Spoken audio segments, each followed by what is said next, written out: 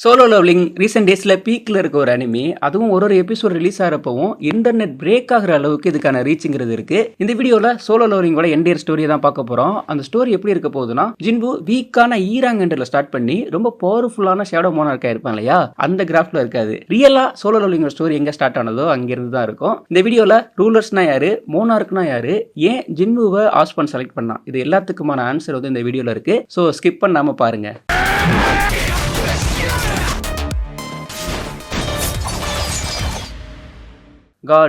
God லைட்லேருந்து split பண்ணி ரூலர்ஸை create பண்ணுறாரு, டார்க்லேருந்து split பண்ணி மோனார்க்கை கிரியேட் பண்ணுறாரு. இவங்க ரெண்டு பேருக்குமே ஒரு ரோல் இருக்கு. ரூலர்ஸ் வந்து ப்ரொடெக்ட் பண்ணணும், மோனார்க்ஸ் வந்து அழிக்கணும். இதுதான் இவங்க ரெண்டு பேருக்குமான ரோல். இவங்க ரெண்டு பேருக்குமான வாருங்கிறது கண்டினியூவாக நடந்துகிட்டே இருக்கு. ஸோ இதனால நிறைய பிளட்லெஸ் நடக்குது. ரூலர்ஸ் வந்து ஒரு முடிவு எடுக்கிறாங்க, இந்த வாரை வந்து நம்ம ஸ்டாப் பண்ணி ஆகணும், அதுக்கு வந்து நமக்கு பவர் தேவைன்னு சொல்லிட்டு காடு கிட்ட போயிட்டு சொல்றாங்க. ஸோ நீங்க எங்களுக்கு பவர் கொடுங்க, அந்த பவரை யூஸ் பண்ணி நாங்கள் டோட்டலாக மோனார்க் எல்லாரையும் அழிச்சிடும்னு சொல்லிட்டு கேட்குறாங்க. பட் காடு வந்து அதை கண்டுக்க மாட்டாரு, அதுக்கான பவரை தர மாட்டேங்கிறாரு. சோ அதுக்கப்புறம் தான் காடோட இன்டென்ட் என்னன்னு சொல்லிட்டு ரூலர்ஸ்க்கு வந்து தெரிய வருது.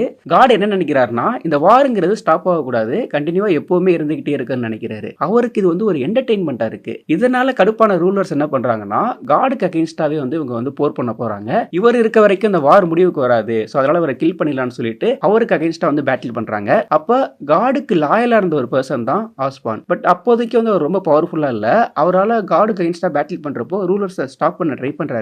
பட் அவர் பவர்ஃபுல்லா இல்லாதனால அவரால் முடியல. சோ அவருமே ஆல்மோஸ்ட் டெத் ஆகிற மாதிரி போயிடுறாரு. சோ அப்பதான் அவர் வந்து ரியலைஸ் பண்றாரு, காட் வந்து அவருக்குள்ள ரொம்ப பவர்ஃபுல்லான ஒண்ணு வச்சிருக்காரு. அதை யூஸ் பண்ணி ஆஸ்பான் அதுக்கப்புறம் தான் ஷேடோ மோனார்க் ஆகி டெத்தோட கிங் ஆகுறாரு. பட் இதெல்லாம் ரியலைஸ் பண்ணி அவர் ரொம்ப பவர்ஃபுல்லா வர்றதுக்குள்ளேயே ரூலர்ஸ் இருக்காங்க இல்லையா, அவங்க காடுக்கு எக்ஸ்ட்ரா பேட்டில் பண்ணி காடை வந்து கில் பண்ணிடுறாங்க. அதுக்கப்புறம் தான் ஆஸ்பான் வந்து பேட்டில்குள்ள வந்து என்டர் ஆகுறாரு. ஆஸ்பான் என்டர் ஆனோனையுமே மோனார்க்குக்கும் ஒரு பயம் வருது, ரூலர்ஸுக்கும் ஒரு பயம் வருது. ஏன்னா இவர் அந்த அளவுக்கு ரொம்ப பவர்ஃபுல்லா இருக்காரு. ரூலர்ஸ் வந்து மோனார்க்கு அகைன்ஸ்டா பேட்டில் பண்ணிட்டு இருந்தாங்க இல்லையா, அந்த பேட்டில்ல ஒரு மோனார்க்கை வந்து கேப்சர் பண்ணிடுறாங்க, லெகியா. ஆஸ்பான் மோனார்க்கோட சேர்ந்துக்கிட்டு ரூலருக்கு அகைன்ஸ்டா பேட்டில் பண்ணலாம்னு தான் வராரு. ஏன்னா ரூலர்ஸ் தானே காடை கில் பண்ணாங்க. சோ ஆஸ்பானுக்கு வந்து எந்த ஒரு ஸ்டாண்டும் இல்ல, காடுக்கு லாயலா இருக்கணும். சோ அவங்களை கில் பண்ணாங்க ஒரே காரணத்துக்காண்டி தான் அவங்களுக்கு அகைன்ஸ்டா வந்து அவர் நிக்கிறாரு. பட் அவர் ஒரு கன்ஃபியூஸான ஒரு மைண்ட்ல தான் இருக்காரு. மோனார்க் ரூலர்ஸ் இவங்க ரெண்டு பேருக்குமே ஒரு பயம் இருக்கு இல்லையா. மோனார்க்ல ஆஸ்பானுக்கு அகைன்ஸ்டா ரெண்டு பேர் நிக்கிறாங்க. ஒருத்தர் வந்து ராகன், இன்னொருத்தர் வந்து பரான் தான் டீமனோட கிங். இவங்க ரெண்டு பேரும் ஆஸ்பானுக்கு அகைன்ஸ்டா பேட்டில் பண்றப்போ அந்த வாருங்கிறது ரொம்ப டஃபா போகுது. அந்த பேட்டில்ல ஆஸ்பான் பரானை கில் பண்ணிடுறாரு, ராகனையும் டிஃபீட் பண்ணிடுறாரு. பட் அந்த பேட்டிலோட எஃபெக்ட் என்ன ஆகுதுன்னா, ஆஸ்பான் இருந்த ஷேடோ ஆர்மிஸ் இருக்காங்க இல்லையா, அதுவே அழிஞ்சிடுறாங்க. சோ அதனால அதை ரீபில்ட் பண்ணலாம்னு சொல்லிட்டு அவர் இருக்காரு. அந்த டைம்ல ரூலர் வந்து ஆஸ்பான் கேட்கறாங்க, எங்களுக்கு சப்போர்ட் பண்ணுங்கன்னு சொல்லிட்டு. பட் ஆஸ்பான் கன்ஃபியூஸ் ஆனதுனால ஃபர்ஸ்ட் நம்மளோட ஆர்மியை டெவலப் பண்ணுவோம்னு சொல்லிட்டு அவர் வந்து ஹைட் ஆயிராரு. அதுக்கப்புறமாவும் ரூலருக்கும் மோனார்க்கும் அகைன்ஸ்டா வந்து பேட்டில்ங்கிறது நடந்துகிட்டு இருக்கு. இப்போ ரூலர்ஸ் இருக்காங்க இல்லையா, அவங்க ரொம்ப ரொம்ப பவர்ஃபுல்லா இருக்காங்க. மோனார்க்ஸ் வந்து அந்த அளவுக்கு பவர்ஃபுல் இல்ல. ஒரு மோனார்க் இருக்காங்க இல்லையா, அவங்களுக்கு ஒருத்தவங்களுக்கு பின்னாடியுமே ஒரு ஆர்மி இருக்கு. பட் அப்படி இருந்துமே அவங்களால வந்து ரூலர்ஸ்க்கு அகைன்ஸ்டா வந்து நிக்க முடியல. ஒரு மோனார்க்கா வந்து டிஃபீட் பண்ணப்படுறாங்க. இதனால மோனார்க் வந்து அங்கேயிருந்து எஸ்கேப் ஆறாங்க. ஆல்ரெடி அவங்களோட ஆர்மி லாஸ் ஆயிடுச்சு இல்லையா, அதை ரீபில்ட் பண்ணலாம்னு சொல்லிட்டு தான் அவங்க எர்த்துக்கு வராங்க. ரூலர்ஸ் வந்து எர்த்துல ஹியூமன் இருக்காங்க இல்லையா, அவங்கள ஸ்ட்ராங் ஆக்கணும்னு சொல்லிட்டு ஒரு டிசைட் பண்றாங்க. அதனாலதான் அவங்க வந்து டஞ்சனை ஓபன் பண்றாங்க. ஸோ அதனால அவங்க பேட்டில் பண்ணிட்டே இருப்பாங்க. நிறைய பவர்ஃபுல்லான ஹண்டர்ஸ் வருவாங்க. ஒரு பவர்ஃபுல்லான ஒரு எனிமி அட்டாக் நடந்தாலும் அவங்களால அதை ஸ்டாப் பண்ண முடியும் அப்படிங்கிறதுக்காண்டி தான் அவங்க டஞ்சன்கிறத வந்து ஓபன் பண்றாங்க. என்னதான் நம்ம பவர்ஃபுல்லான ஹண்டர்ஸா இருந்தாலும் அவங்களால மோனார்க்கு அகைன்ஸ்டா நிக்க முடியாது இல்லையா. அதனால எர்த்துல இருக்க ஹண்டர்ஸை ஒரு சில பேரை வந்து ரூலர்ஸோட வெசலாவும் வந்து செலக்ட் பண்றாங்க. கிறிஸ்டோபர் யூஎஸ்ல இருக்க ரொம்ப பவர்ஃபுல்லான ஹண்டர்ல கிறிஸ்டோபருமே ஒருத்தன். ஆக்சுவலா ரொம்ப பவர்ஃபுல்லான ஹண்டர் மட்டும் கிடையாது, ரூலரோட ஹோஸ்ட். மோனார்க் ரூலர்ஸ் அவங்க ரெண்டு பேருக்கு அது வரைக்கும் ஆஸ்பான் என்ன சாய்ஸ் எடுக்க போறான்னு சொல்லிட்டு தெரியல. ஆஸ்பான் என்ன பண்றாருன்னா, ஹியூமன் வேர்ல்ட்ல அவருக்கான ஒரு வெசலை சூஸ் பண்றதுக்காக கண்டியாரோட ஒரு டீல் போறாரு. கண்டியார் இவரோட எட்டர்னல் பவரை பார்த்துட்டு அதை அக்செப்ட் பண்ணிக்கிறாரு.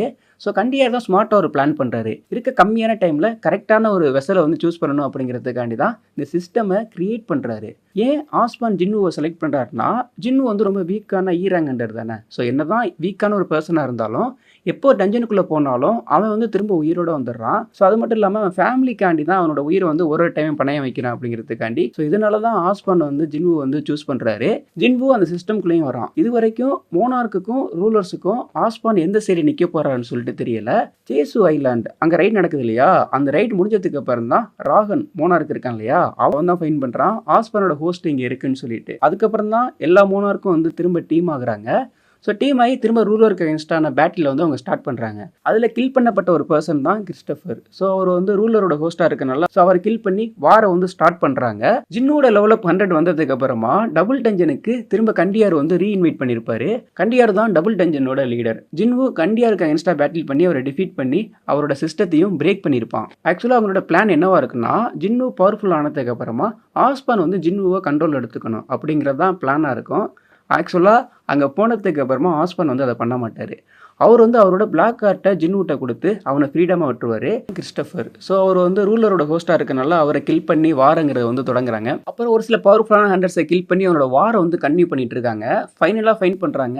இவங்க எல்லாரையும் விட ரொம்ப டேஞ்சரான ஒரு பர்சன்னா ஜின்வு தான். அவன்கிட்ட ஆஸ்பானோட பவர் இருக்கு, அவனை கில் பண்ணணும்னு சொல்லிட்டு மோனார்க்கெல்லாம் சேர்ந்து இவனுக்கு அகேன்ஸ்டாக வந்து பேட்டில் பண்ணுறாங்க. அந்த பேட்டிலில் ஜின்வு மோனார்க்கெல்லாம் டிஃபீட் பண்ணிடுறான். ஸோ அதுக்கப்புறம் தான் முக்கியமான எனிமி வந்து என்ட்ராகிறான், ஆண்டரேஸ். ஜின்னு 3 மோனார்க்கை கில் பண்ணனால ஆஸ்பானோட ஸ்டாண்ட் என்னன்னு தெரியுது. அதனால எர்த்துக்கு வரான். எர்த்துக்கு வந்து ஜின்னுட்டு வந்து ஒரு ஆஃபர் கொடுக்குறான். நீ வந்து என்னோட சேர்ந்துரு, நாம ரூலருக்கு அகேன்ஸ்டா பேட்டில் பண்ணலாம். அதுக்காக நான் உனக்கு என்ன பண்றேன்னா, உன்னோட எர்த்தையும் உன்னோட ஃபேமிலியும் நான் எதுவும் பண்ணாம விட்டுறேன்னு சொல்லிட்டு ஒரு ஆஃபர் கொடுக்குறான். பட் ஜின்வு அதை வந்து அக்செப்ட் பண்ண மாட்டான். அவன் இக்னோர் பண்ணுவான் இல்லையா, அந்த சீரெல்லாம் வெறித்தனமா இருக்கும். ஆண்டரஸ் ஜின்வு அவங்க 2 பேருக்குமான பேட்டில் வந்து ஸ்டார்ட் ஆகுது. ஜின்வு வந்து இப்போ ஆஸ்பானோட ஃபுல் பவர்ல இருக்கனால அவன்கிட்ட ஒரு ஷேடோ ஆர்மியே இருக்கு. ஆண்டரஸ் வந்து சிங்கிளா தான் வந்திருப்பான். அப்போதான் ஆண்டரஸ் வந்து ஒன்று பண்ணுவான், அவனோட டிராகன் ஆர்மியை சமன் பண்ணுவான். ஆண்டரஸ் டிராகனோட மோனார்க்கு. அது மட்டும் இல்ல, ஆண்டரஸ் இருக்கான் இல்லையா, அவனால ஜின்னுவோட ஷேடோ ஆர்மியை வந்து டிஸ்ட்ராய் பண்ண முடியும். ஸோ திரும்ப அவங்களால ரீஜெனரேட்லாம் ஆக முடியாது. அந்த அளவுக்கு ஒரு பவர்ஃபுல்லான எனிமி தான் ஆண்டரஸ். ஜின்னுட்ட இருக்கிறதுலேயே ரொம்ப பவர்ஃபுல்லான வெப்பன்னா காமிச்ராத் தான். ஸோ அதை யூஸ் பண்ணி அவனை அட்டாக் பண்ண ட்ரை பண்ணாலும் ஜின்னுவால வந்து ஆண்டரஸ் வந்து அட்டாக் பண்ண முடியல. ஏன்னா காமிச்ராத் அப்படிங்கிறது காமிஸோட ஃபேங்க்லேருந்து கிராஃப்ட் பண்ணது தானே. ஸோ அது டிராகனா இருக்கனால டிராகன் மோனார்க்கு அகேன்ஸ்டா அந்த வெப்பனை வந்து யூஸ் பண்ண முடியாது. ஸோ அதனால அந்த பேட்டில்ங்கிறது வந்து ரொம்ப டஃப் ஆகுது.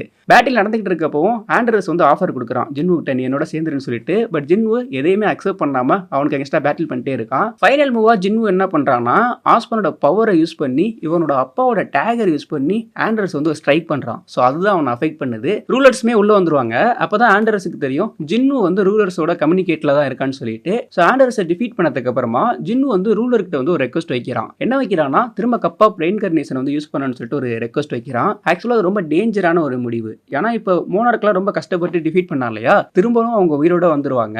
திரும்பவும் அவங்களை அகைன்ஸ்டா வந்து பேட்டில் பண்ணணும். இந்த அளவுக்கு டஃபா இருக்க ஒன்று வந்து அவன் பண்ண சொல்றான். பட் ரூலர்ஸ் வந்து அதை அக்செப்ட் பண்ணிக்கிறாங்க. ஏன் ஜின்னு வந்து அதை பண்ண சொல்றான் அப்படின்னா, இப்போ பேட்டில் நடந்தது இல்லையா, அந்த பேட்டில் நிறைய பிளட்லெஸ் நடந்திருக்கு. அதே மாதிரி அவனோட ஃபேமிலி வந்து ரொம்ப சஃபர் ஆயிருக்கு. அவங்க அப்பாவும் ரொம்ப சஃபர் ஆயிருப்பார் இல்லையா. ஸோ இதெல்லாம் நடக்காம இருக்கணும் அப்படிங்கிறதுக்காக சிங்கிளாவே இந்த பேட்டில் வந்து அவன் ஃபினிஷ் பண்ண நினைக்கிறான்.